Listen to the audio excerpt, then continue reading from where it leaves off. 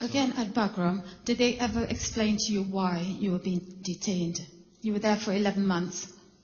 No, they didn't explain it, other than it was clear I'm multilingual. Yes. I speak English, Arabic and Urdu, and it's a curse and a blessing. The blessing is that you understand what everything is being said to you, and the curse is that everybody wants to talk to you.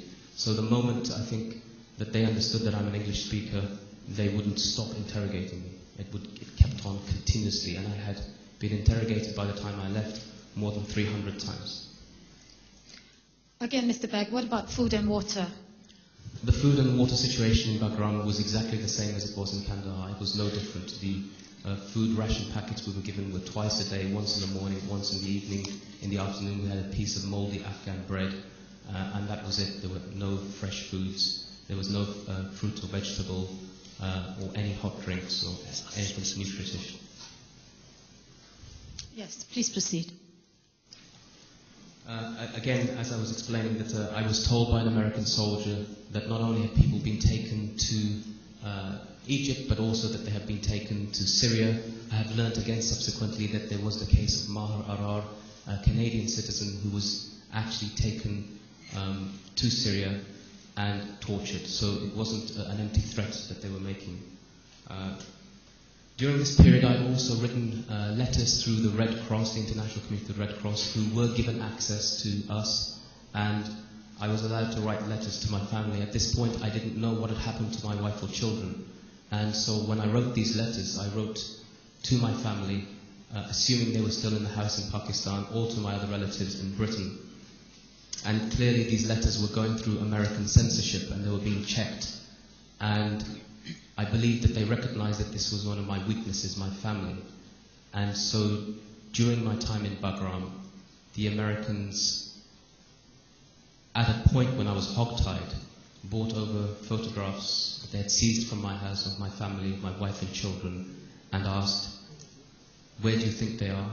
What do you think happened to them the night that we took you? Do you think you're going to see them again? And all the while I heard the sounds of a woman screaming next door that I was led to believe was my wife being tortured. And clearly their intent was to break any resolve that I might have had. Mr. Beg, at any point were you ever offered the opportunity to legal representation at all? No, and I have been a law student myself, so I understand the law to a degree. Several requests right from the point of incarceration, from the point that I was kidnapped in Pakistan, then in Kandahar, and then in Bagram. I asked also the British intelligence services, as well as the Americans and the FBI, who understood Miranda rights and so forth. But at no point was the option or the offer of legal counsel ever given or even suggested.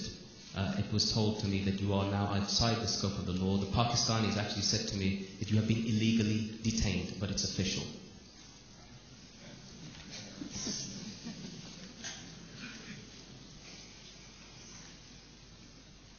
The CIA wanted me to cooperate with them, so did the FBI, and I didn't know what they wanted from me. I haven't seen any crimes. I've never seen a crime in my life other than the one that was perpetrated against me.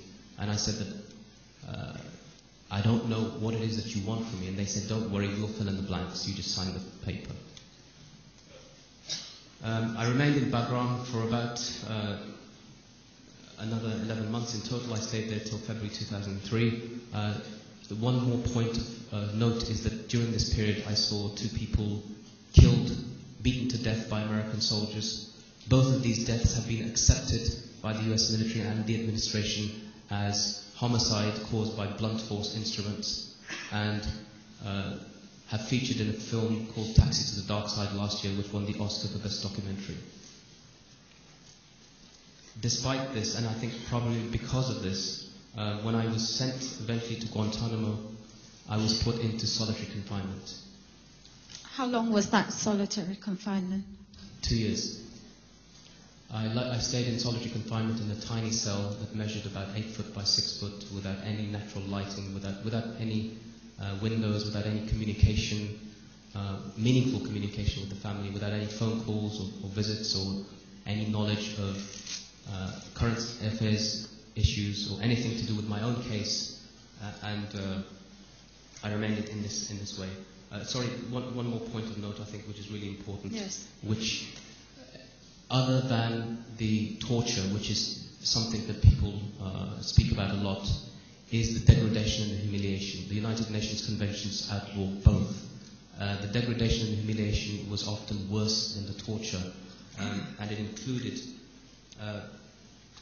having to share a bucket, a small bucket around that big, with 10 prisoners for the toilet. It was not only degrading and humiliating, it was a stench, it was a health hazard, it was disgusting. But it was, as far as they were concerned, something necessary. And also, we were only given 2 bottles of 500 milliliter water to drink every day, and not given water to wash with. We were taken forcibly to the showers every 2 to 3 weeks in a communal manner, everybody chained together. And something that none of us as Muslim men from conservative backgrounds could ever agree with, but we were forced to do it. The journey to Guantanamo was excruciatingly painful. It meant that I had to be, again, forcibly stripped, forcibly searched in every cavity that you can imagine, and then it meant also to be wearing blackened out goggles, tight earmuffs, and a face mask, and then to be shackled in what they call the 3-piece suit, which is a chain that goes around the waist. That chain is attached to handcuffs and it's padlocked, and then from the waist chain there is a chain that goes down to the ankles, but you are completely unable to move your arms, and you can only shuffle forward. And that, in addition to the things I've described about the sensory deprivation, meant that you couldn't even scratch your nose. And so I pleaded with them to give me a sedative, and they did, and I woke up in Guantanamo in a daze. And as I described before, that I was into this cell that was really tiny. I was allowed outside of this cell that was inside a small room about 15 minutes twice a week, so half an hour a week I was allowed out into a small area that was about 15 foot by 15 foot, and then I had to return to the cell. The reason I think I was put into solitary confinement was twofold. One is that because I'm an English speaker, they wanted to, perhaps a little bit like this commission itself, put me forward first, because it would be very easy to process the English speaker without reams of translation of documents. And the other reason is because I made it known to the American authorities that these murders that I had witnessed, I would ensure that I would seek justice for them at any point when I'm able to do so. So I think it was convenient, very convenient, to put me into solitary confinement as a result of that. I was the first person in Guantanamo to be kept in Camp Echo, which was maximum security, isolation, solitary confinement. Again, Mr. Beck, did they ever explain to you the reasons why you were at Guantanamo Bay? No, they did not. They only explained to me that they wanted me to be a cooperating witness, and within 2 days of my arrival there, after I was still recovering from these sedatives, the same intelligence officers, the same FBI agents who had come and threatened to send me to Egypt while I was hogtied, then came along with a pre-prepared confession. And they asked the guards to leave the room, they locked the doors, and they said, "Take a look at this, we want you to sign it. And this is the only way you will get out of Guantanamo. Otherwise," they said, "one of 2 things could happen. You will either remain in Guantanamo for decades without anybody ever getting to see your case, and you can see clearly you've been abandoned even by your own government, so nobody cares about you. And the other option is that you face a summary trial and an execution.